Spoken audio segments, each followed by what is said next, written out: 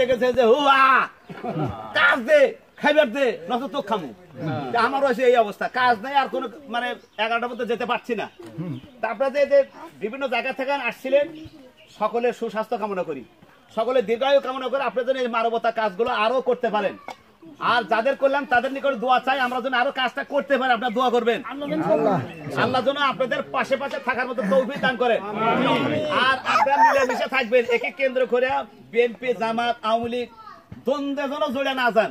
আমরা মানবতার সেবার জন্য আসছি। আপনার ভোট দেন দিয়ে না দেন না দিয়ে ভোট বিষয় না, আমরা আখিরাতের মুক্তির জন্য আমাদের টার্গেট হলো মানবতার সেবা, দেশ পরিচালনার যোগ্যতা অর্জনের মধ্য দিয়ে আল্লাহর সন্তুষ্টি অর্জন করা। মসজিদ করার চাইতে মসজিদের রাস্তার গুরুত্ব বেশি। রাস্তা যদি ভালো না হয় মুসলিম মসজিদে যেতে পারবে না। মসজিদ যতই দামি নামি দামি হোক না কেন, আমাদের টার্গেট মানবতার সেবা করব, মানুষের পাশে থাকবো, মানুষের দুঃখের পাশে পাশে থাকবো। সকলকে ধন্যবাদ। আসসালামু আলাইকুম ওয়া রাহমাতুল্লাহি ওয়া বারাকাতুহু। আমরা এখন চলে যাব।